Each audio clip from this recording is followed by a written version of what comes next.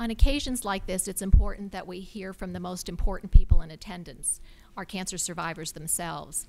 And I think that the stories that you'll hear will probably resonate with many of you. Our first speaker is Jennifer Rogers, who is an award-winning financial journalist and was recently named the best online news anchor by the Alliance for Women in the Media. She's currently an anchor for Reuters Insider, where she's covering breaking economic news, hopefully better as days go by, and interviews newsmakers for the world's leading business news service. She's a San Francisco native, and fortunately, although she's attempting to raise her 2 children as Giants fans, she's losing out to the Yankees. So Jennifer.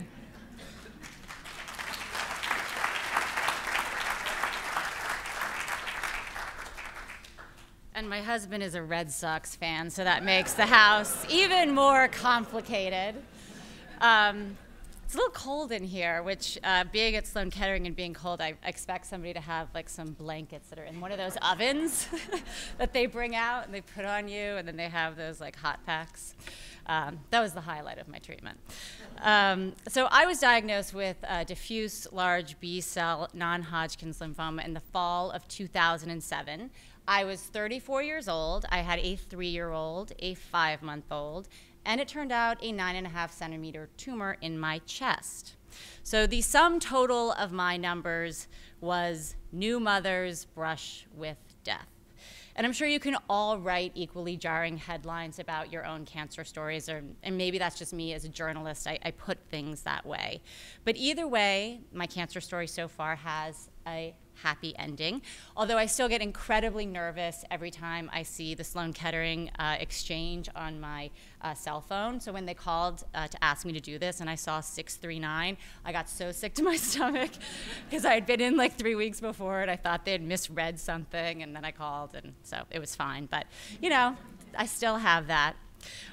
First of all, I want to thank my doctor, Carol Portlock, nurse Stacy Corcoran, who were really instrumental in my team and my treatment, saving my life. I want to thank Sloan-Kettering and Memorial for organizing tonight. And I think it's really important to celebrate our survivorship. I think fighting cancer and living to tell the tale is worth honoring. But survivor, for me, is a really heavy word. And it comes with baggage that we cannot ignore. We are what's left, the remainders. We survived and others didn't. And let's face it, if we all survived, we could just have a reunion. But being branded a survivor is important. It's not a victory lap for us, but a reminder of how to live our lives post-cancer. For me, it's about remembering friends and fellow blood cancer warriors. Dave Holder, Meg Bertay, Jim Solomon, Steve Goodman, and Paul Colello. And it's important for me to say their names. They were all patients that were treated here at Memorial who didn't make it. And they are the key to my growth as a survivor. My outlook is formed by these connections to the past and hopes for the future. And I'm sure that you all have friends who fit the bill for you. And I want to give you a second to think about them.